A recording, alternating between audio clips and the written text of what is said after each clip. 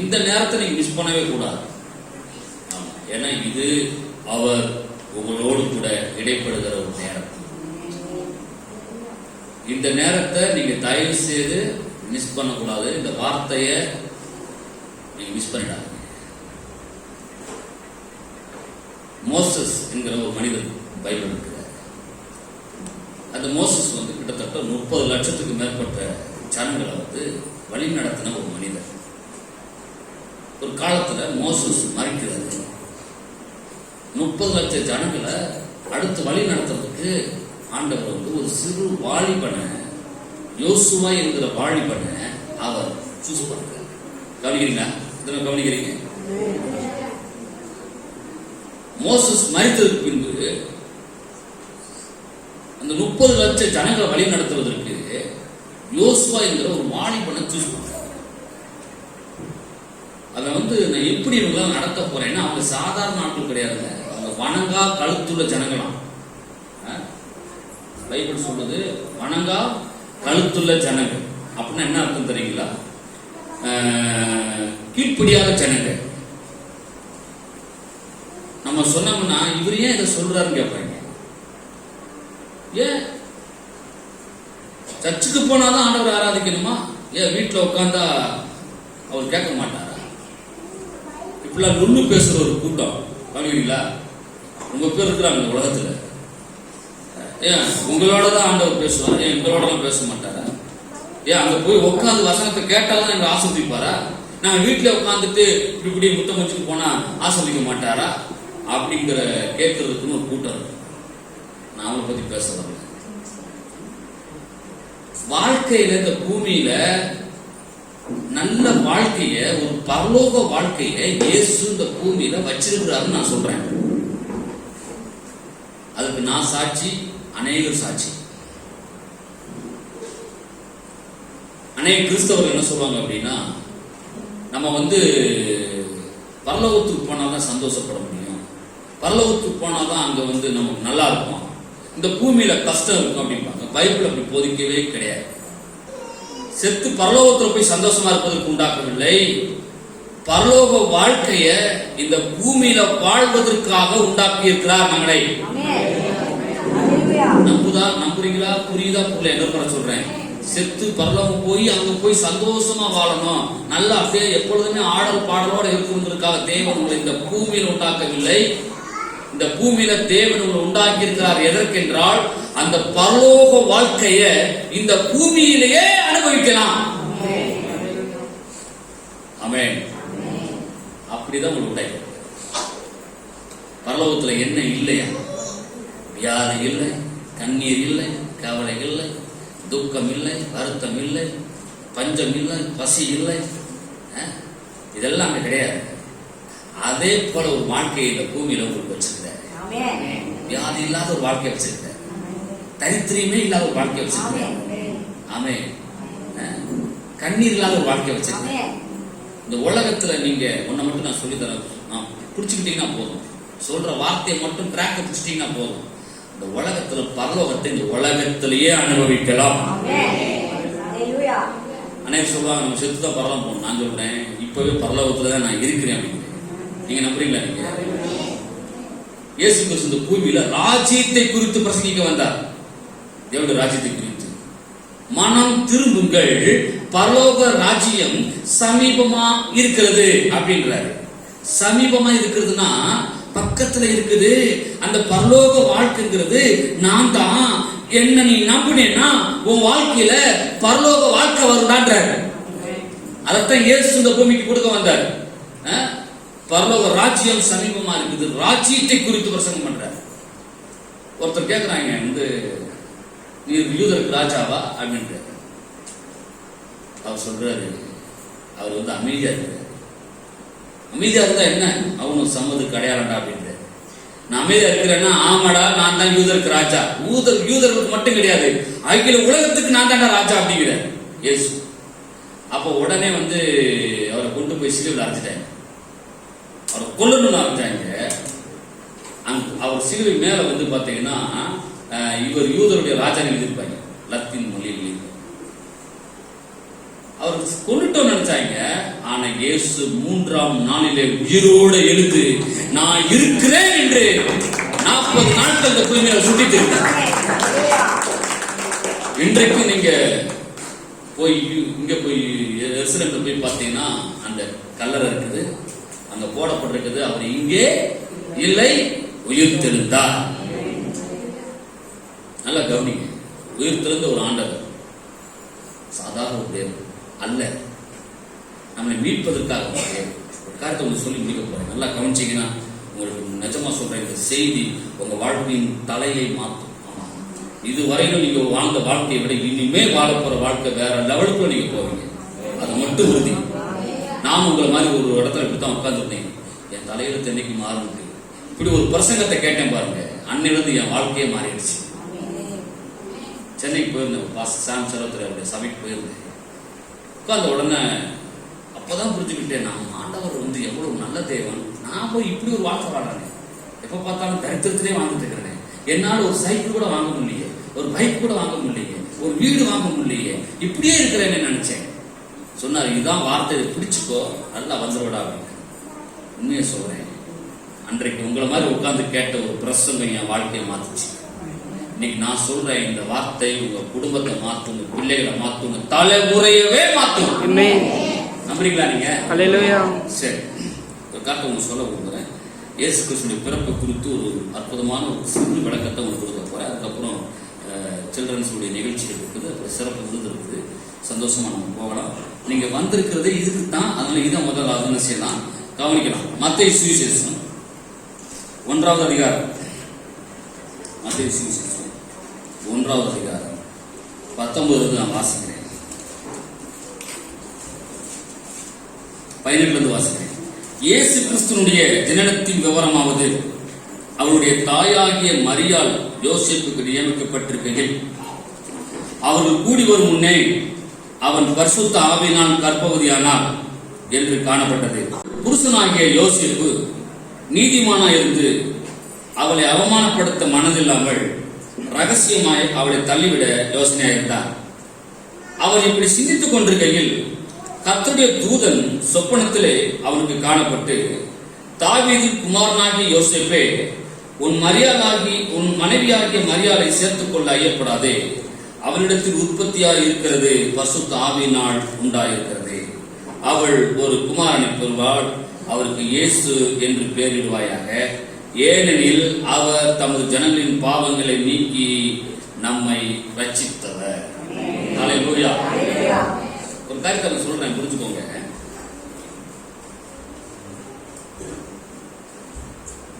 யோசேப் இயேசு கிறிஸ்துனுடைய, அதாவது இயேசு கிறிஸ்துனுடைய தகப்பன் அவன் கிடையாது. யோசேப்பு மரியாளுடைய கணவர். மரியாளுக்கும் யோசேப்புக்கும் திருமணம் நிச்சயிக்கப்பட்டிருந்துச்சு. மரியாள் திடீர்னு கர்ப்பவதியாக, புரியுதுங்களா நான் சொல்றதுங்களா? அதாவது கல்யாணம் ஆனதுக்கு அப்புறம் தான் கர்ப்பவதி ஆக முடியும். ஆனா கல்யாணமே நடக்கல, ஆனா கர்ப்பவதியா இருக்கிறார். மரியாதையிடத்துல தேவதூதன் வெளிப்பட்டு சொல்றாரு, உன்னிடத்திலே உற்பத்தி ஆகிறவர், உலகத்தின் பாவங்களை சுமந்திருக்கிறவர், உலகத்தை ரட்சிக்கிறவர், தேவகுமாரன் உன் வயிற்றுல பிறக்க போறார்.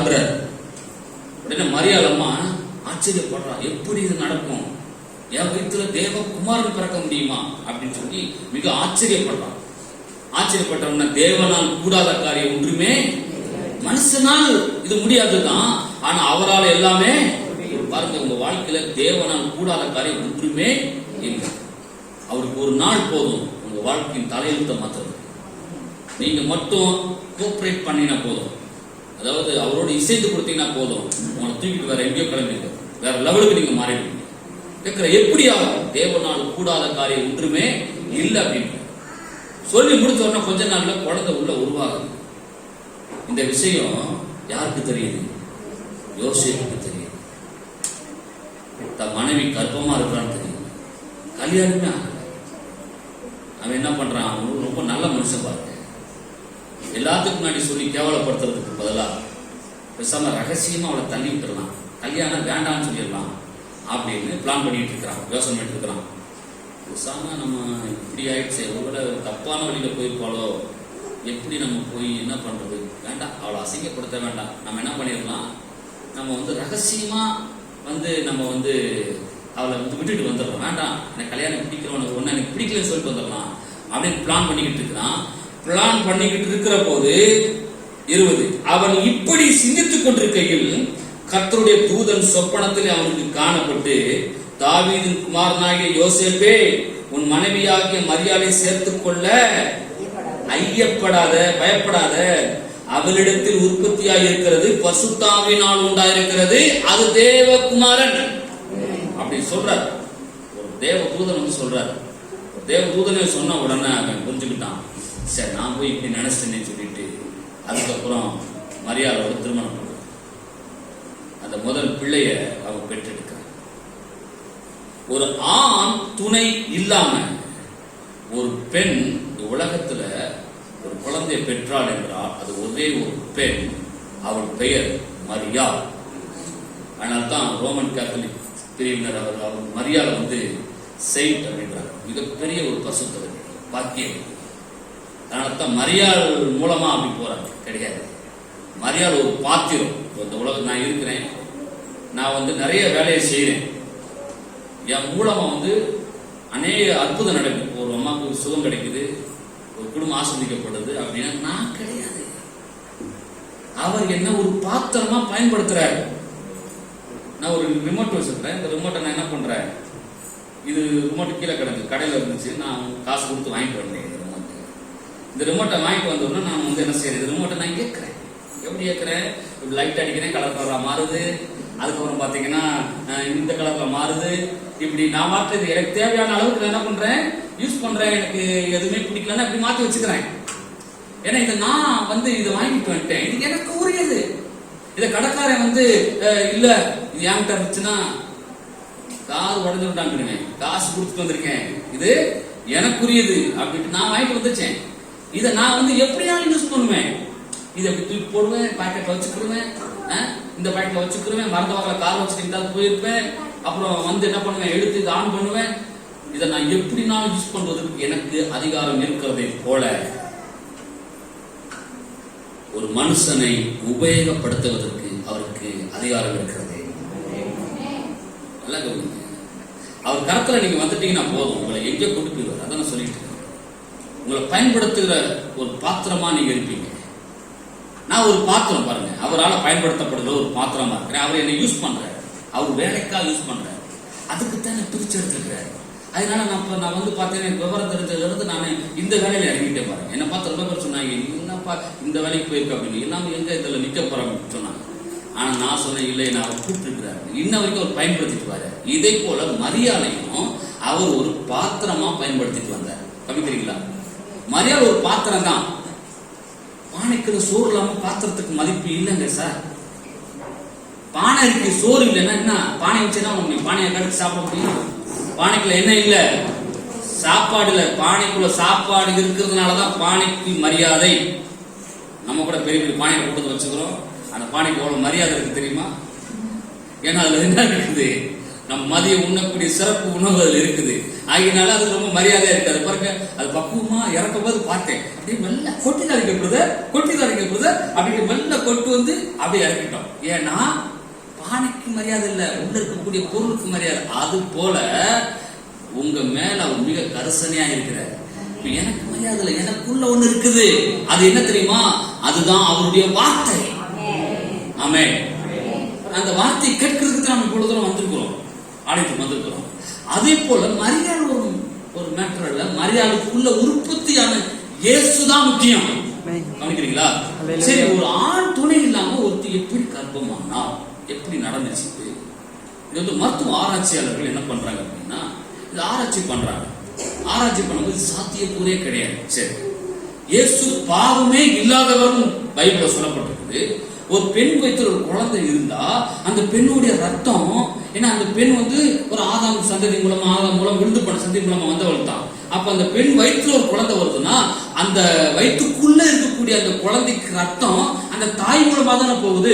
அப்ப அந்த குழந்தையும் பாவமா தானே பிறக்க முடியும் அப்படின்னு அதை ஆராய்ச்சி பண்ண ஆரம்பிச்சான். மெடிக்கல் ரிப்போர்ட்ல ஆராய்ச்சி பண்ண விதத்துல தாய் சாப்பிடுற உணவு குழந்தைக்குள்ள போகுதான். தாய்மார்கள் கவனிச்சுக்கோங்க. வயிற்றுக்குள்ள உருவாகிற குழந்தைக்குள்ள தாய் சாப்பிடுற இட்லி போகுது, தாய் சாப்பிடுற மட்டன் போகுது, தாய் சாப்பிடுற பால் போகுது, தாய் என்னெல்லாம் சாப்பிட்றோம் அதெல்லாம் குழந்தைக்கும் போகுது. ஆனா தாயோட ரத்தம் குழந்தைக்கு. அப்படிதான் தேவன் ஒரு பெண்ணை சிருஷ்டித்திருக்கிறார். இது எப்படி சாத்தியக்கூறு அப்படின்னு கேட்கறேன். என்ன எங்க அம்மா தான் பெற்றிருக்காங்க, எனக்கு ஒரு பிளட் குரூப் இருக்கு, எங்க அம்மாவுக்கு வேற ஒரு பிளட் குரூப் இருக்கு. என்னங்க, உங்களுக்கு ஒரு பிளட் குரூப் இருக்கு, உங்க பிள்ளைக்கு வேற ஒரு பிளட் குரூப் இருக்கு. அப்போ நான் வந்து எங்க அம்மா பெற்றதானே, ஏன் எங்க அம்மாவுடைய பிளட் குரூப் எனக்கு வரல? ரத்த சாப்பாதான் இருக்கு, குரூப்னு ஒன்று இருக்குல்ல. இந்த பிளட் ஏற்றுவாங்கல்ல, உடம்பு முடியலன்னா ஹாஸ்பிட்டல் ஆக்சிடென்ட் ஆகி போச்சு, ரத்தம் வேஸ்ட் ஆகி போச்சு, உடம்புல போயிடுச்சு, பிளட்டை வாங்குவாங்க. ஓ பாசிட்டிவ் உள்ள பிளட்டுக்காரனுக்கு பி பாசிட்டிவ் உள்ள பிளட்டை கொண்டு வந்து பொறுத்துனா அடுத்த நிமிஷம் அவன் கண்ண முடியுமா, செத்துவான். அப்போ ஓ பாசிட்டிவ் உள்ள பிளட்ல அவனுக்கு இந்த பிளட் குரூப் வந்து ஓ பாசிட்டிவா, அப்போ ஓ பாசிட்டிவ் உள்ள ரத்தத்தை தான் ஏற்ற முடியும். மாத்தி ஏற்றியாச்சுன்னா அவன் அப்பவே செத்துவான். எப்படி உண்டாக்கிட்டு நம்ம சரீரத்தை அவர் எப்படி உண்டாக்கிட்டார் பார்த்தீங்களா? இப்படித்தான் ஒரு பெண்ணை உண்டாக்குனார். பெண்ணை உண்டாக்கும் போதே எப்படி உண்டாக்கிட்டாருன்னா, இந்த பெண்ணுடைய ரத்தம் அந்த குழந்தைக்குள்ள போகாத அளவுக்கு அவ சாப்பிடுற உணவு போகும், அவ சாப்பிடுற எல்லாமே போகும், ஆனால் அவளுடைய ரத்தம் போகாது. சமீபத்தில் கொரோனா வந்ததுனால சோசியல் மீடியாவில் வந்து எல்லாரும் முட்டை சாப்பிடுங்க, டெய்லி ஒவ்வொரு முட்டை சாப்பிடுங்க அப்படின்னு டாக்டர்லாம் வலியுறுத்தாங்க. டெய்லி முட்டை சாப்பிடுங்க அப்படின்னு. பிராய்லர் கோழி விஷம்ன்றீங்க, முட்டை மட்டும் நல்லதுன்றீங்க. ஆமாங்க, பிராய்லர் கோழி விஷம் தான், ஆனா முட்டை நல்லது. கவனிக்கிறீங்களா? சொல்றாரு, இந்த பிராய்லர் கோழி முட்டை வந்து எந்த கேடுமே கிடையாது, நல்ல குலாசால் தான் அது இருக்குது, அது உங்களுக்கு ஆரோக்கியம் அப்படின்றாரு. ஆனா பிராய்லர் கோழி யாரை பார்த்தாலும் கோழியை சாப்பிடக்கூடாது அப்படின்றாங்க. அதாவது என்னைக்கு ஒரு நாள் சாப்பிடலாம், சிலர் இந்த கோழி சாப்பிட்றவங்க இருக்காங்களா அவங்க சொல்றேன். என்னைக்குமே வந்து அந்த கோழியா சாப்பிடக்கூடாது, ஏன்னா அதுல வந்து ஊசியெல்லாம் போட்டு அதை வளர்க்கறதுக்கு ஏதோ பண்றாங்க, அதனால அதை சாப்பிட்டீங்கன்னா கேடுன்றாங்க. ரொம்ப பேர் சொல்றாங்க. நான் கூட கேட்கிறேன், நல்லதுங்களா? உங்களுக்கே தெரியும் அது வந்து ரொம்ப சாப்பிடக்கூடாது. எனக்கே ஒரு நாள் சாப்பிடலாம், தப்பு கிடையாது. ஆனா டெய்லி நம்ம சாப்பிடக்கூடாதுன்னு அது ஒரு அதை குறித்து ஒரு ஐடியா. ஏன் அப்படின்னு நல்லா கவனிங்க. அவன் போடுற இன்ஜெக்ஷன் கோழியை வளர்க்க வைக்குது, அவன் போடுற எல்லாமே கோழியை டச் பண்ணுது. கோழியுடைய அந்த சரீரம் வந்து அவன் போடுற இன்ஜெக்ஷன் மூலமா வளருது. ஆனா அந்த கோழிக்குள்ள இருந்து வர்ற முட்டை அவன் போடுற எந்த இன்ஜெக்ஷனும் எந்த விதமான இது வந்து அந்த முட்டையை பாதிக்கிறதே கிடையாது. கோழி பாதிக்கப்படும், முட்டை பாதிக்கப்படாது. இதுதான் தேவனுடைய படைப்பு. கவனிக்கிறீங்க? இதே போலதான் இயேசு குழந்தையாக பிறக்கும் போது தாயின் ரத்தம் அந்த குழந்தைகளை போகவே முடியாத அளவுக்கு தான் ஒரு பெண்ணை சிருஷ்டித்திருக்கிறார் தேவன். சரிங்களா? சரி, ஏன் இந்த தேவகுமாரன் ஒரு பெண்ணின் வயிற்றுக்குள்ள இருந்து பிறக்கணும்? அது ஒரு கேள்வி, ஒரு கேள்வி இல்லைங்களா? ஏன் டைரக்டா பிறந்துட்டா, டைரக்டா அந்த பூமியில வந்து இறந்தா நான் தான் இயேசு அப்படின்னா அதுதான் சூப்பர். ஏன் அவர் வந்து ஒரு பெண் வயிற்றுக்குள்ள பிறந்து அதை பிறக்க வச்சு அதை வெளி குழந்தையா வந்து அவரை வளர்த்து அவர் பெரிய இத்தனை ப்ராசஸ் நடக்குது. இதெல்லாம் ஏன், எதுக்கு இதெல்லாம் நடக்குது அப்படின்னு பாத்தீங்கன்னா இதுக்கெல்லாம் ஒரு காரணம் இருக்குது. ஏன் ஆண்டவர் ஒரு பெண்ணின் வயிற்றுல பிறந்தாரு அப்படிங்கிறது ரொம்ப ஒரு காரணம் இருக்குது. என்ன காரணங்கிறத நம்ம பார்க்க போறோம். வாசிப்போம். ஆதியாகமம். ஆதியாகமம் நம்முடைய வேதாகமத்திலே முதல் புத்தகம் ஆதியாகமம். ஆதியாகமம் 3வது அதிகாரம் 14-15. அப்பொழுது தேவனாகிய கர்த்தர் சர்ப்பத்தை பார்த்து, நீ இதை செய்தபடினால் சகல நாட்டு மிருகங்களையும் சகல காட்டு மிருகங்களையும் சபிக்கப்பட்டிருப்பாய். நீ உன் வயிற்றினால் நகர்ந்து உயிரோடு இருக்கும் நாளெல்லாம் மண்ணை திம்பாய். உனக்கும் ஸ்திரீக்கும் உன் வித்துக்கும் அவள் வித்துக்கும் பகை உண்டாக்குவேன். அவன் உன் தலையை நசுக்குவா, நீ அவருடைய குதிகாலை நசுக்குவாய். அப்படிங்களா? சொல்லுங்க. உனக்கும் ஸ்திரீக்கும் உன் வித்துக்கும் அவள் வித்துக்கும் பகை உண்டாக்குவேன். அவர் உன் தலையை நசுக்குவா. பாருங்க, இங்க முதலா தேவன் வந்து மனிதனை உண்டாக்குறார். நம்மளாம் ஆதாமுடைய சாயல் கிடையாது, நம்மளாம் தேவனுடைய சாயல்.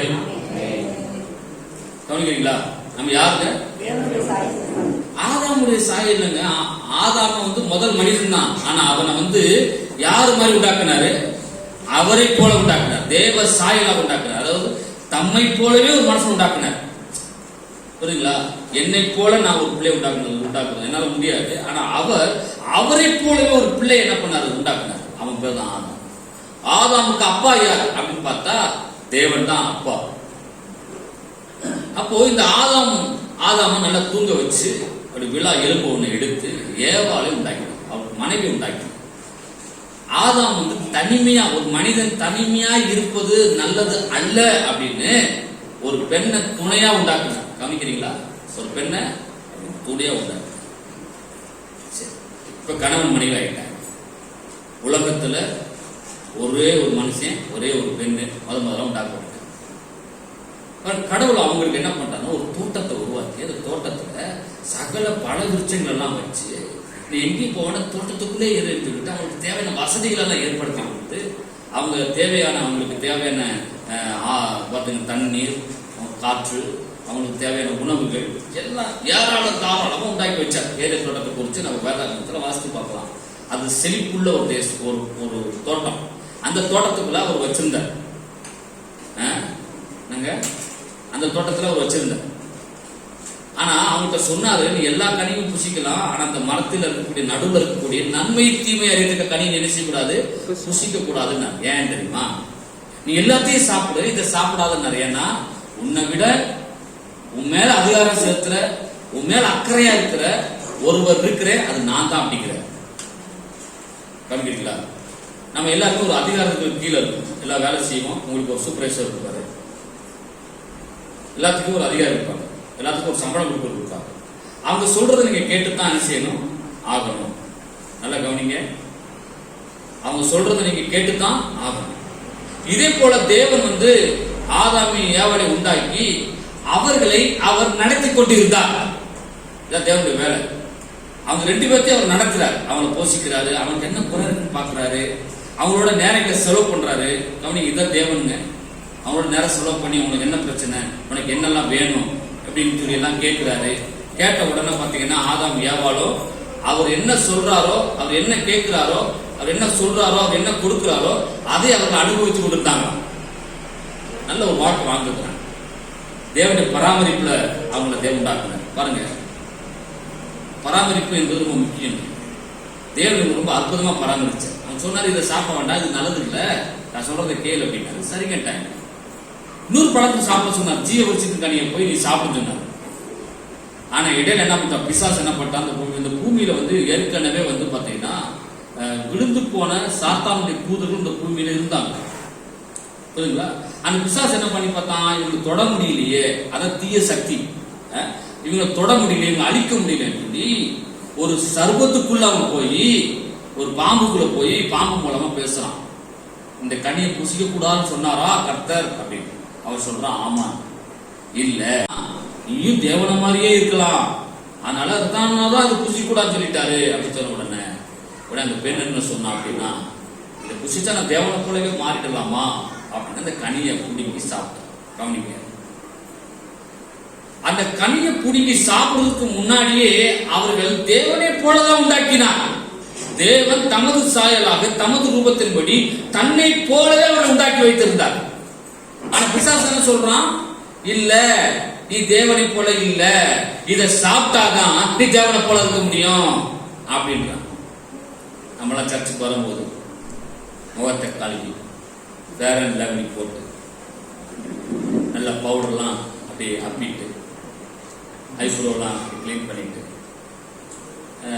லிப்டிக்கெல்லாம் அடிச்சுட்டு கண்மை போட்டு அப்படியே வருவோம்.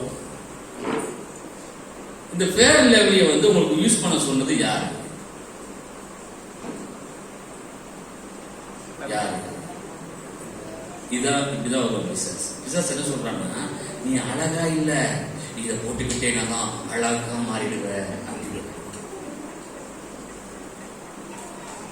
இதான் பிசாசு சொல்லி தந்துடும். தேவன் அழகா தான் உண்டாக்கி இருக்கிறார்.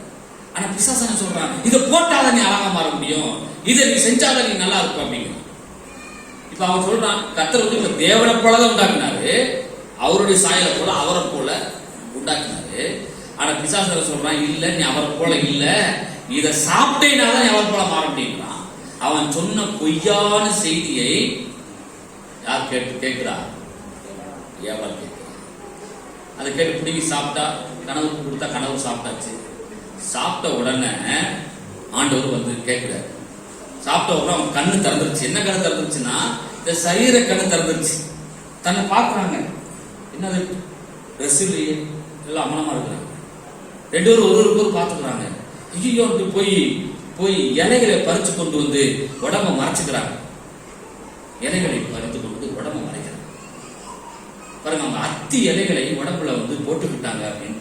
அத்தி இலையை தச்சு பாவடை மாதிரி சட்டை மாதிரி போட்டுக்கிட்டாங்க. போட்டுக்கிட்ட உடனே அத்தி இலை வந்து பாத்தீங்கன்னா காலையில போட்ட உடனே அப்படி அழகா இருக்கும். சாயங்காலம் வெயில் ஏற ஏற அத்தி இலை என்ன ஆயிடும்? சுருங்கி மேல வந்துடும். திரும்பி நிர்வாணம் தெரிய ஆரம்பிச்சிடும்.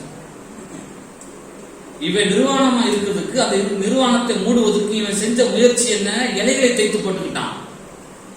வசனம் சொல்றது, உன் நிர்வாணத்தை நீ மூட முடியாது, உன் பாவத்தை நீ தீர்க்க முடியாது.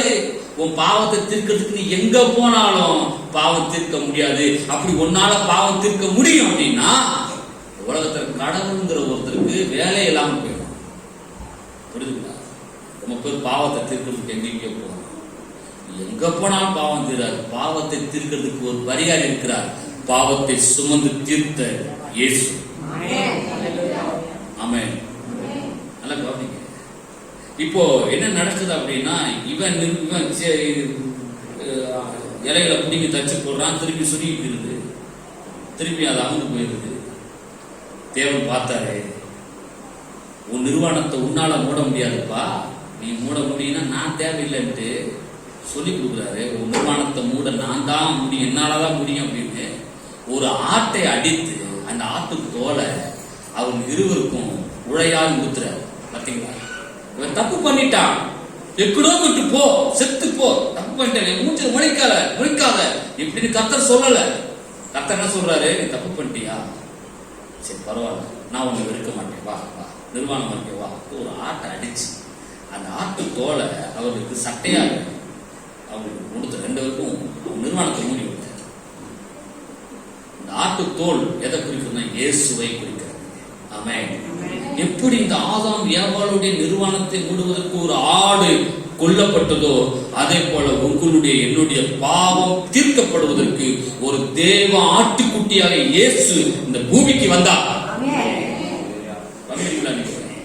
சும்மா சாதாரண நம்ம ஆண்டவர் வந்து, நான் சொல்றேன், என் ஆண்டவர் சாதாரண இல்லை. அடிக்கடி சொல்றேன், என் ஆண்டவர் சாதாரணவர் கிடையாது. என் கூட நிறைய பேர் பிரயாணம் பண்ணலாம். இயேசு நம்பாதவங்க கூட என் கூட வரலாம். அவங்க என்ன மாதிரி கொஞ்சம் கொஞ்சம் அப்படி வரலாம்.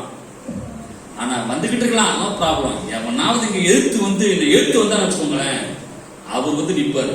என் பிள்ளைக்கு நீயாதான் எழுத்து நிக்கிறது நிப்பாரு. என் வாழ்க்கையில நிறைய நடந்திருக்கு. ஒரு ஆள் என்ன பார்த்து சொன்னான், ஒன்னு அடிச்சு கொன்னு ரயில்வே ட்ராக்ல போட்டுருவோண்டா அப்படின்னு சொல்லி 3 மாசத்துல சுடுகாட்டுக்கு முன்னாடி கண்ணீர் அஞ்சலி நம்ம போட்டோ வந்து நிற்கும். பெரிய பணக்காரங்க, மிகப்பெரிய ஆள், ஒரு அரசியல்வாதி. ஆனா நான் தைரியமானே, எனக்கு தெரியும் என்னால அடிச்சா கேட்கறதுக்கு நாதிகள் எனக்கு தெரியும். ஆனா ஒருத்தர் இருக்கிற கேட்கறதுக்கு, அவர் பேர் இயேசு. தேவன் உங்களுக்கு செக்யூரிட்டி கொடுக்குறாரு, உங்களை பாதுகாக்கிறாரு. உங்களுக்கு ஒண்ணு நான் வந்து முதல்ல நிப்பாரு அந்த இடத்துல. உங்களை விட்டுற மாட்டாருங்க. மனுஷன் விட்டுருவான். மனுஷன் வந்து உதவி செய்யறேன் சொல்லிட்டு கடைசியில இல்லைன்றான். ஆனா தேவன் அப்படி கிடையாது. உங்களுக்கு ஒண்ணு நான் வந்து முதல்ல வந்து நின்று என்ன பிரச்சனை வந்து நின்று அதை செய்கிற தேவனாக அவர் இருக்கிறார். இப்ப ஆதாம் ஏவாளும் பாவம் தப்பு பண்ணிட்டாங்க. தப்பு பண்ணிட்டா தண்டிக்கு தானே செய்யணும். என்னங்க, உலகத்துல கடவுள் வந்து தண்டிக்கணும் இல்லையா? தப்பு பண்ணிட்டா என்ன பண்ணணும்? கண்ணை குத்தணும், காதை நோண்டணும், எல்லாம் தப்பிக்கணும். குத்தணும், கொல்லணும், இதுதான் கடவுளுடைய வேலை. ஆமா, சில கைகளெல்லாம், சில கடவுள் கைகளெல்லாம் பார்த்தீங்கன்னா அருவா இருக்கும், கத்தி இருக்கும், நல்லா இருக்கும். ஏன்னா நீ தப்பு பண்ணா குத்திடுவேன், அதான் அந்த அறிவு. அதுக்குதான் அப்படி சொல்லுது. இப்போ கடவுளை பார்த்தோம்னா நம்ம தப்பு பண்ணக்கூடாது, தப்பு பண்ணா சாமி நம்ம கண்ணை குத்திடும், நம்மளை வந்து கொண்டுரும் அப்படின்னு. நான் சொல்றேன், இயேசு சாமி தப்பு பண்ணேன்னா கவலைப்படாத, அன்போடு அரவணைச்சு உங்களுக்கு ஒரு நல்ல வாழ்க்கையை உருவாக்கி கொடுக்கிறவர் தான் இயேசு சார். நம்புறீங்களா? எத்தனை நம்புறீங்க? தப்பு பண்ணிட்டு அவன் அடிக்கணும், கொல்லணும். ஆனா அவர் சொல்லிட்டாரு, இவனை தேடி வராரு. அவங்க ஒழிச்சுக்கிட்டாங்க. அதான் எவ்வளவு எங்க இருக்கிற? நாங்க ஒழிச்சுக்கிட்டோம். ஏன்? நான் நிர்வாணியா இருக்கிறேன். உனக்கு நிர்வாணின்னு சொன்னது யாரு? அப்பதான் விஷயம் வருது. படத்தை பிடிக்க திருட்டாங்க. எல்லாம் கவனிங்க, என்ன சொல்றது ரொம்ப புரியும், வழக்கம் நினைக்கிறேன். உடனே பஞ்சாயத்து நடக்குது. ஏவாட்ட கேட்கிறாரு, எப்படி இந்த படத்தை பிடிக்க தின்னலாம் அப்படின்ட்டு. ஆதாம்கிட்ட கேட்கிறாரு, ஆதாமே நீ எப்படி இந்த படத்தை தின்ன அப்படின்னு கேட்கிறாரு. இந்த நீ உருவாக்கினீர்ல மனைவி, என் விழா எலும்பு, அவதான், அவளாலதான் நான் கெட்டேன் அப்படிங்கிறான். பழி போடுறது. எல்லாம் கவனிங்க, நம்மளால நம்ம சில நேரங்களில் நம்ம என்ன பண்ணுவோம், இந்த உன்னாலதான் நான் இப்படி இருக்கிறேன் கணவன் மனைவியை பார்த்து, நீ நல்லா இருந்தேன்னா நான் இப்படி இருப்பேன்னா உன்னாலதான் நான் கெட்டு போயிருக்கேன் அப்படின்னு ஒன்ன போய் கல்யாணம் பண்ணிட்டு வந்துட்டேனே இப்படிலாம் சொல்லுவாங்க மனைவியை பார்த்து. ஆனா அந்த அம்மா சொல்லுவோம், ஏயா நீ எல்லாம் மனுஷனா, உன்னை கல்யாணம் பண்ணிட்டு நான் வேற ஆள கல்யாணம் பண்ணிட்டேன்னா நான் துபாயில ஹாங்காங்ல எல்லாம் இருந்திருப்பேன் அப்படின்னு கணவனை பார்த்து சொல்லுவாங்க. உன்னை கட்டிட்டாயா நான் இந்த அளவோல படுறேன் அப்படின்னு சொல்லக்கூடிய பெண்கள் தாய்மார்கள் எவ்வளவு பேர். பழி போடுறது இந்த ஆதாமுடைய சுபாவம். ஆதாம் கேட்கிறார், ஆதாமே ஏன் நீங்க உண்டாக்கி கொடுத்தீங்கல்ல அவளாலதான் நான் கெட்டு உட்கார்ந்து இருக்கேன். அவட்ட போய் கேட்கிறாரு, அது ஏவாட்ட போய், ஏவா என்ன செஞ்சாரு? ஆமா நீங்க உருவாக்குன பாம்பு தான் சாப்பிட வச்சு நான் சாப்பிட்டேன். அவன் யாருக்குள்ள பழிய போடுறான் பாத்தீங்களா? பாம்பு மேல பழிய போடுறான். இதான் பழி போடுறது. உங்க வாழ்க்கையில நீங்க உன்னாலதான் மத்தவங்க மேல நீங்க பிளைண்ட் பண்ணீங்க, மத்தவங்க மேல நீங்க வந்து பழி போட்டீங்கன்னா உங்களை நீங்க வளர்க்கவே முடியாது, நீங்க நல்லாவும் இருக்க முடியாது. நான் இன்னைக்கு இப்படி இருக்கிறேன்னா அதுக்கு காரணம் என் மனைவி இல்ல, என் பிள்ளைகள் கிடையாது, நான் தான் அப்படின்னு உணரணும். ஆனா நாம தான் உணர மாட்டேன். கீழே விழுந்தாலும் மீசல மண் ஓட்டாதாச்சு. யார பழி சொல்லுவோம்? உன்னாலதான், உன்னாலதான், உன்னாலதான், உன்னாலதான். அப்படித்தான் வந்து பாத்தீங்கன்னா ஒரு வயசான தாத்தாக்கு நிறைய தாடி இருந்துச்சான். அவர் வாட்டில் கட்டில் அப்படியே படுத்துக்கிட்டு தாடி தடவிட்டே படுத்துட்டு தூங்கிட்டு. இந்த பசங்க, சின்ன பசங்க பேர பிள்ளைங்க என்ன பண்ணிட்டாங்கன்னா, ஷூக்கு போடுற பாலிஷ் இருக்குல்ல அந்த பிரஸ், அந்த பிரஸ்ஸை வச்சு தாடியை அப்படியே அப்படியே இப்படி பண்ணி பண்ணி விளையாண்டுட்டாங்க. விளையாண்டு அவங்களும் தூங்கிட்டாங்க. தாத்தா காலையில் எழுந்திரிச்சு பார்த்தாரு, அப்படின்னாரு, இன்னும் ஒரே நாத்தமா இருக்குது அப்படின்னாரு. உடனே வீட்டுக்குள்ள பாக்குறாரு, ஒரே நாத்தமா இருக்குது. பிள்ளைகிட்ட கேட்கிறாரு, என்ன நாத்தமா இருக்குன்றாரு. உடனே அந்த ரூம்ல போய் பாக்குற, அங்கேயும் நாறுது. வெளியிலையும் போறாரு, வெளியிலையும் நாறுது. உடனே வேற ஊருக்கு போயிட்டாரு, அங்க போனா அங்கேயும் நாறுது. அவர் சொல்றாரு கடைசியில் ஒரு ஸ்டேட்மெண்ட், உலகமே நாத்தம் அடிக்குது, நாத்த அடிக்கிற உலகத்துல நானு வாழ்ந்துகிட்டு இருக்கு. ஆனா நாத்த உலகத்துல அடிக்கல, எங்க இருக்குது? அவர் தாடியில் அடிச்சுட்டு. நம்முடைய வாழ்க்கையில வந்து பாத்தீங்கன்னா நம்ம வந்து நம்மளை வந்து என்ன செய்ய மாட்டோம், மாத்திக்கிற மாட்டோம். நம்ம வந்து யாரு மேல பழி போடுவோம். மனைவி வந்து சாம்பார் வைக்கிறாங்கன்னா கணவர் சாம்பார் சரியில்லைன்றாருன்னா, நீ வாங்கிட்டு வந்த பருப்பு அப்படி அப்படின்னு, நீ நல்லா வாங்கிட்டு தான் நான் நல்லா சமைச்சு போட மாட்டேன்னா அப்படின்னு மற்றவங்க மேல பழி போடுறது. ஆமா, யாராவது என்னமா இப்படி சோகமா இருக்கிறாங்க, அதான் அவங்க பிள்ளை என்ன வச்சிருக்கிறாரு அப்படின்னு மாமியார் பிடிக்கும் பதவி. இதெல்லாமே வந்து பாத்தீங்கன்னா மற்றவங்களை பிளேன் பண்றது, மற்றவங்களை வந்து உன்னாலதான் நான் இப்படி இருக்கிறேன் அப்படின்னு சொல்றது. அது தவறான ஒரு குணம், அது வந்து தப்பான ஒரு குணம். அப்படி ஒரு குணம் நம்ம கிட்ட இருந்துச்சுன்னா வாழ்க்கையில மேல வரவே முடியாது. பார்த்தோம். அப்போ நான் வந்து இன்னைக்கு இவ்வளவு கஷ்டப்படுறேன்னா மத்தவங்க கிடையாது. எல்லாம் சொல்லுங்க, நான் இன்னைக்கு இவ்வளவு கஷ்டப்படுறேன்னா மத்தவங்க கிடையாது, நான் தான். ஏன் நான் வளராம இருக்கிறேன்? நான் நிறைய மாற வேண்டி இருக்குது. கல்விக்குரியவர்களை நீங்கள் நிறைய விதத்தில் மாற வேண்டியது இருக்கு, நிறைய காரியத்தை திருத்த வேண்டியது இருக்கு. மற்றவங்களை பழிய போறதை விட்டுட்டு, இல்ல நான் வந்து கொஞ்சம் மாற வேண்டியது இருக்கு, நான் வாழ்க்கையில சில விஷயங்களை திருத்த வேண்டியதுன்னு அந்த காரியத்தில் நம்ம இறங்கிட்டோம் அப்படின்னா வாழ்க்கையில என்ன செஞ்சிடலாம், மேல வந்துடலாம். இப்ப இங்க என்ன நடக்குது பாருங்க, இவன் பழி போடுறான், உன்னாலதான் உன்னாலதான் அப்படின்னு சொல்லி கடைசியில அவர் எங்க பிடிச்சிட்டாரு, சர்பத்தை பிடிச்சிட்டாரு. சர்பத்தை பார்த்து சொல்றாரு, நீ இதை செஞ்சனால நான் உன்னை சபிக்கிறேன், இன்னையில இருந்து நீ ஊருக்கு போ. அதுக்கு முன்னாடி பாம்பு நடந்துருக்குதுங்க, மனுஷன் மாதிரியே. நீ இது இப்ப தவறு பண்ணதுனால நீ ஊர்ந்து போ, மண்ணை நக்கு, உனக்கு சாப்பாடு மண்ணு தான் இருக்க. அது இன்னையும் பாருங்க, மண்ணை நக்கிக்கிட்டு ஊர்ந்து போய்கிட்டு இருக்குது. சர்ப்பத்தை சபிச்சுட்ட, சபிச்சு பிசாசை பார்த்து சொல்றாரு. ஏன்னா அதை செய்ய வச்சது சாத்தான், பிசாசம் இல்லையா, தீய சக்தி. அவன் தான் அதை செய்ய வச்சது. அவனை பார்த்து சொல்றாரு, உனக்கும் ஸ்திரீக்கும், பெண்ணை வச்சுதானே நீ இந்த உலகத்தை பெண்ணை கீழ்ப்படியாம பண்ண வச்சுட்ட. இந்த பழத்தை சாப்பிடக்கூடாதுன்னு சொன்னதை நீ சாப்பிட வச்சுட்ட. இவன் மூலமா முழு உலகமும் கீழ்ப்படியாம இங்க பாத்துக்க போயிருச்சு. அதனால நீ இப்படி செஞ்சதுனால உனக்கும் இந்த பெண்ணுக்கும், அவனிங்க வசனம் போட்டுருக்கு, உன் வித்துக்கும் இவள் வித்துக்கும் பகையை உண்டாக்குவே. அவனிங்க வித்துன்னு போட்டு, ஒரு வித்து ஒரு குழந்தைய உருவாக்கும். ஒரு பெண்ணை ஒரு திருமணம் பண்றான், அந்த அந்த அந்த ஆணுடைய வித்து அந்த பெண்ணுக்குள்ள போகிறது, அவர் சந்ததி பிறக்குது.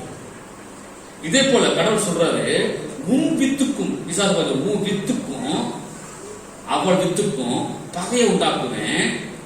அவளுடைய வயிற்றிலிருந்து ஒருவர் பிறப்பார், அவர் அந்த வித்து தான் ஒருத்தர், அவர் பிறப்பாரு, அவர் உன் தலையை நசுக்குவாரா அப்படின்னு தீர்க்கதரிசனமா சொல்லிட்டார். இதுதான் ஃபைனல் ஜட்ஜ்மெண்ட். ஃபைனல் இன்னும் நிறைய இருக்குது. முதல் ஜட்ஜ்மெண்ட் அதுதான், அவர் உன் தலையை நசுக்குவார். காலங்காலம் கடந்து போச்சு. பிசாசு பார்த்துக்கிட்டே இருக்கிறான், ஒவ்வொரு பெண்ணமா பார்த்துட்டு இருக்கிறான். ஒரு பெண்ணு மாசமா இருக்கும் போதெல்லாம் இவ வயிற்றுலேருந்து வரவும் என் தலையை நசுக்குவாரோ அப்படின்ட்டு பிரச்சனை கொடுத்துட்டே இருக்கான். பாருங்க, அதுக்கு இந்த சமாச்சாரம் முடிச்சிருச்சு. ஏவாள் கர்ப்பவதியா இருக்கிறான். ஏவாள் அப்போ பிசாசு பார்த்துக்கிட்டே இருக்கிறான். ஒரு பெண்ணு மாசமா வந்துருச்சுன்னா இவ வயிற்றுலேருந்து வரவும் என் தலையை நசுக்குறாங்க. இப்படியே இந்த சம்பவம் நடந்த உடனே அவங்களை எதிர் தோட்டத்திலிருந்து கத்தர் துரத்து வெளியில் தள்ளுறாரு. தன்ன உடனே ஏவாள் கர்ப்பமா இருக்கிறான். பிசாசு பார்த்துக்கிட்டே இருக்கிறான். அவர் சொன்ன மாதிரி ஸ்திரீ இவதானே, இவ வயிற்றிலிருந்து வருகிறது தானே என் தலையை நசுக்க முடியும் அப்படின்ட்டு குழந்தைய கொண்டு திட்டம் போட்டான். திட்டம் போடுறோம்னா அவங்க அம்மாவுக்கு பிறந்தது ஒத்த குழந்தை இல்லை, முதல் முறையே ஏவாள் பெற்றெடுத்தது ரெட்டை குழந்தைங்க. கவனிக்கிறீங்களா? ரெட்டை பிள்ளைங்க பிறந்தாங்க. காயினும் ஆபேலும் பாத்தீங்கன்னா ஏவாளுக்கு ரெட்டை குழந்தைங்க. ரெட்டை குழந்தைங்கன்னா கன்ஃபியூஸ் ஆகிட்டான். இதுல எவன் என் தலையை நசுக்கிறவேன், எவன் என் தலையை நசுக்கிறவேன் கன்ஃபியூஸ் ஆகிட்டான். பார்த்துக்கிட்டே இருக்கிறான். கொஞ்ச நாள் ஆன உடனே ரெண்டு பேரும் வளர்றாங்க, காணிக்கை கொண்டு வர்றாங்க. அது போன வாரம் சொல்லி முடிச்சேன் இல்லையா? காணிக்கை கொண்டு வரும்போது ஒருத்தர் கொண்டு வர்ற காணிக்கை அவர் அங்கீகரிக்கல, ஆபேலுடைய காணிக்கை மட்டும் அங்கீகரிச்சார். அப்ப பார்த்துட்டான், ஓ ஆபேல தான் லைக் பண்றாரு, அப்ப இவன் தான் என் தலையை நசுக்கிறவன் அப்படின்ட்டு கொலை எங்க நடக்குது? அங்க நடந்துருச்சு. காயின் என்ன பண்றான், உன் காணிக்கை தான் அங்கீகரிச்சாரா, என் காணிக்கை அங்கீகரிக்கலையான்னு போராமப்பட்டு தன் சகோதரனை கொலை செய்ய. இப்ப பிசாசு நினைச்சா, என் தலையை நசுக்கிறவர் நான் கொண்டுட்டேன், இனிமே யாரும் பார்க்க முடியாது. கொஞ்ச நாள் ஆச்சு, நிறைய பேர் பிறந்துட்டாங்க. பிளான் பண்ணா, நம்ம என்ன பண்ணலாம்னா பெண் வர்க்கத்தை எல்லாம் குழப்பி விட்டுறலாம், பெண் வர்க்கத்தை என்ன பண்ணிடலாம், அழிச்சிடலாம் பிளான் பண்ணி. அன்னைக்கு பாத்தீங்கன்னா இந்த உலகத்துல நோவா காலத்துல, அதாவது நோவா காலத்துல இருந்தாங்க, அதாவது அரக்கர்கள் இருந்தாங்க. இவங்க எல்லாம் யாருன்னா விழுந்து போன சாத்தானுடைய தூதர்கள். அவங்க இந்த பூமியில இருந்தாங்களாம். பிசாசு பார்த்துக்கிறான். பார்த்த உடனே நம்ம உங்களை குலைக்கிறான்னு சொல்லிட்டு பெண்களை என்ன பண்ணிட்டான், ராட்சஸ்தர்களுக்கு கூடு புரிவி செஞ்சுட்டான். அவங்கள மேட்ச் பண்ணி விட்டான். மேட்ச் பண்ண உடனே அவங்க குழந்தை பிறக்குது. ஒரு மனுஷன் ஒரு மனுஷியோட ஒரு ராட்சஸ்தர்கள், விழுந்து போன தேவ தூதர்கள் ரெண்டு பேருக்கு மேட்ச் பண்ணி விட்டு அவங்க மூலமா குழந்தைகள் பிறக்குது. எல்லாம் விகாரமா பிறக்குது. ஒரு மாதிரி ஒத்த கண்ணு வச்சு பிறக்குது, ஒரு மாதிரி வயிறு பெருசா பிறக்குது, டிஃபரெண்டா பிறக்குது. இதெல்லாம் நான் பின்னாடி வரணும் சொல்றேன். ராட்சஸ்தர்களை பறக்கிட்டாங்க. பிசாசு கை தட்டுறான், எல்லா பெண்களையும் குழப்பியாச்சு, இனிமே என் தலையை நசுக்கிறவர் யாரும் நசிக்க முடியாது, பறக்க முடியாதுன்னு நினைக்கிறோம். அப்பதான் ஆதியாகமம் 6ஆம் அதிகாரத்தில் சொல்லப்பட்டிருக்குது, நோவாவுக்கு கர்த்தருடைய கண்கள்ல தயவு கிடைச்சது, கிருபை கிடைச்சதுன்னு சொல்லி. ஆமென். இவங்க இந்த ராட்சஸ்தரோடு உலகமே கலந்துட்டாங்க. ஆனா நோவாவும் அவன் மனைவியும் அவனுடைய 3 பையன்களும் மருமக்கமார்களும் இந்த கூட்டத்தோடு கலக்கல. கர்த்தர் பார்த்தாரு, இந்த குடும்பத்தை மட்டும் காப்பாற்றணும்னு சொல்லி நோவாவே அவன் குடும்பத்தை மாத்திரம் காப்பாத்திட்டு முழு உலகத்தை அழிச்சிட்டாரு. ஆதியாகமம் 6வது அதிகாரத்தில் பாடப்படும். தண்ணீரால உலகத்தை அழிச்சார். அப்போ ஒரு பேழையை உண்டு பண்ணி அந்த பேழைக்குள்ள நோவாவிய குடும்பத்தை வச்சு முழு உலகத்தையும் தண்ணீரால் அழிச்சிட்டாரு. அந்த பேழையை அரராத் என்ற ஒரு மலையில போய் நின்றுச்சான். நான் கதை சொல்லலைங்க. இன்னைக்கும் பாகிஸ்தானுக்கும் ஆப்கானிஸ்தானுக்கும் ஈராக்குக்கும் ஆப்கானிஸ்தானுக்கும் நடுவில் இருக்கக்கூடிய ஒரு பெரிய மலை இருக்குது. அங்கதான் இந்த அரராத் மலை இருக்குது. அந்த அரராத் மலை மேல இந்த கப்பல் இன்னமும் இருக்கிறது. நீங்க கூகுள்ல போய் சர்ச் பண்ணலாம். நோவாவுடைய கப்பல் அடிச்சீங்கன்னா அங்க நிற்கும். அந்த அரராத் மலை இன்னும் இருக்கு. அது ஒரு பார்டர்ல இருக்கு. இப்ப எப்படி இந்தியாவுக்கு பாகிஸ்தானுக்கு போர் நடந்துட்டு இருக்கு, அந்த சென்டர் மலையில தான் இப்ப எங்க இருக்கு. அது மாதிரி ஆப்கானிஸ்தானுக்கும் ஈராக்குக்கும் நடுவில் இருக்கிற ஒரு பெரிய மலை மேல இன்றைக்கும் அந்த பேலை இருக்குது. டிவி தான் நான் காமிச்சு கொடுத்துருக்கேன், போட்டு காமிச்சு கொடுத்துருக்கேன். அந்த பேலை இன்னும் இருக்குதான். அந்த பேலையை போட்டோ எடுத்து இன்னமும் நிறைய வெப்சைட்ல போட்டுக்கிறாங்க. அதை போய் பார்க்கலாம். சரிங்களா? அப்போ இந்த நோவாவின் குடும்பத்தை மட்டும் காப்பாத்திட்டாரு, முழு உலகத்தை அழைச்சிட்டாரு. இப்ப பிசாசு ஒன்றும் பண்ண முடியும். இப்படியே நடந்துகிட்டே வருது. அவன் குழப்பிக்கிட்டே, பெண்களை குழப்பிக்கிட்டே தான் வர்றான் காலகாலமா. கடைசியில ஒன்றும் பண்ண முடியல. கடைசியில் ஆண்டவர் தம் திட்டத்தை நிறைவேற்றினாரு. இப்போ வாசிப்போம். மத்தேயு 6வது வாசிப்போம். மத்தேயு 6வது 1வது மத்தேயு 1:6 வசனம். வாஸ்தவ வசனமே மத்தேயு 1:18. இயேசு கிறிஸ்துவினுடைய ஜனனத்தின் விவரமாவது அவருடைய தாயாகிய மரியாள் யோசேப்புக்கு நியமிக்கப்பட்டிருக்கையில் அவர் கூடி வரும் முன்னே அவர் பரிசுத்த ஆவியினாலே கர்ப்பவதியானாள். இப்ப புரியுதுங்களா ஏன் மரியாள் வயிற்றுல குழந்தை வந்துச்சுன்னு? புரியுதுங்களா? ஒரு பெண் வயிற்றுல ஏன் குழந்தை வந்துச்சு அப்படின்னு? ஏன்னா அவள் வயிற்றில் வளர்கிறது பரிசுத்த ஆவியினாலே உண்டாக்கப்பட்ட ஒரு வித்து. அந்த பெண் வித்திலிருந்து வரக்கூடிய அந்த வித்திலிருந்து வருகிறவர் தான் யார் தலையை நசுக்க முடியும்? பிசாசின் தலையை நசுக்க முடியும். இப்ப இயேசு அங்க பிறந்தாச்சு. இப்ப பிசாசுக்கு புரிஞ்சிருச்சு, நம்ம தலையை நசுக்கிறவர் எங்கேயோ பிறந்துட்டாங்கிறது தெரிஞ்சிருச்சு. ஆனா யாரும் தெரியல. காலம் போச்சு. ஏரோது மூலமா இயேசு பிறந்தப்போ எருசலேம்ல இஸ்ரேல்ல இயேசு பிறந்த போது ஒரு 2 வயசு கீழே இருக்கக்கூடிய எல்லா ஆண்களையும் ஏரோது கொன்று முடித்தான். அவனுடைய நோக்கம் பிசாசு செஞ்ச காரியம். ஏன் அப்படின்னா இயேசுவை கொல்லணும்னு சொல்லி அவன் அந்த மாதிரி செஞ்சான். இயேசு எங்க பிசாசு தலையை நசுக்கிறவர் யாரும் நமக்கு தெரியல.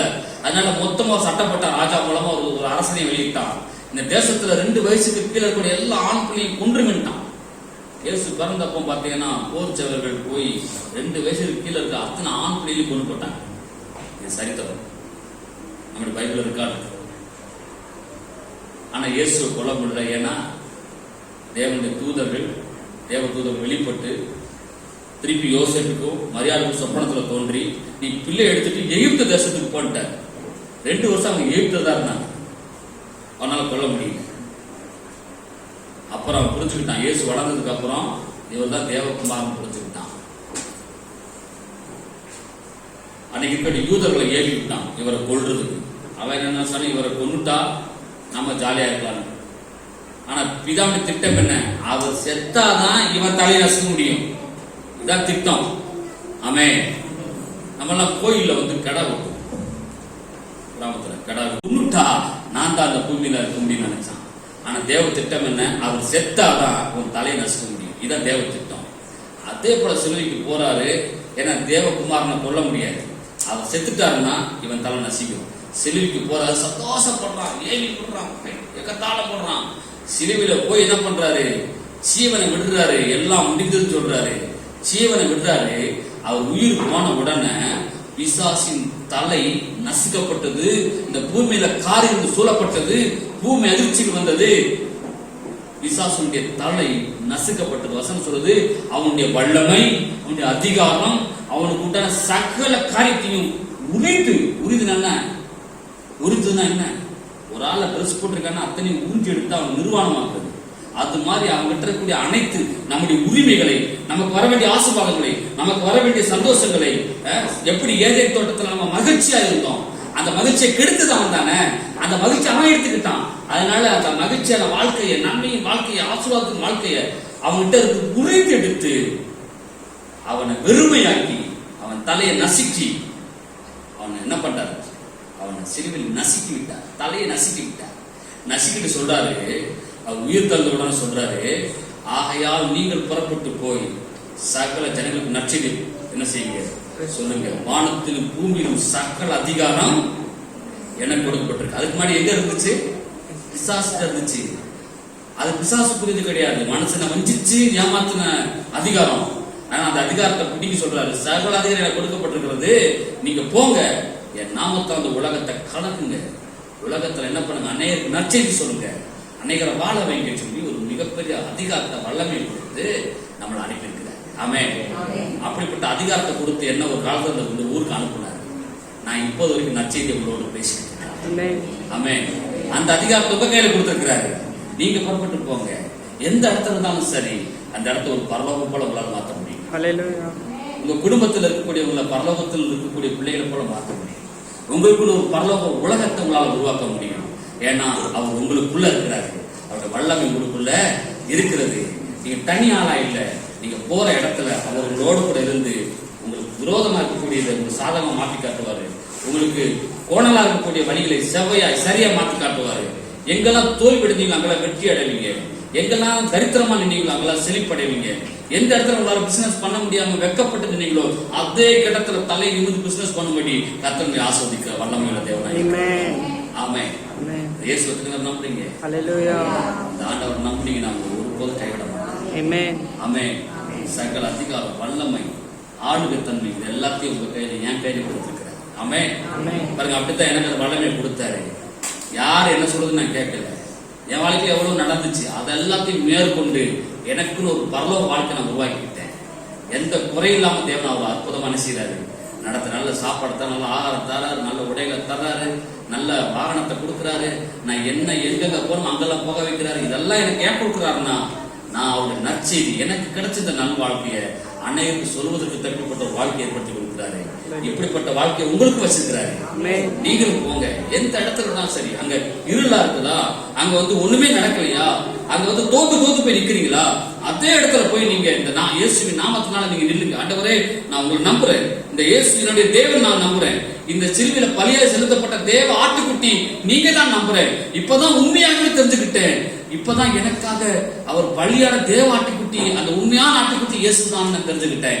இந்த இயேசுவை நான் சொந்த ரட்சகரா ஆண்டவரா நான் நம்புறேன், இனிமைய வாழ்க்கை மாறட்டும்னு நீங்க சொன்னீங்கன்னா போதும், உங்க வாழ்க்கையில எல்லா பகுதிகளிலும் நீங்க மேலோக்கி வருவீங்க என்பதில் எந்த விதமான சந்தேகமும் இல்லை.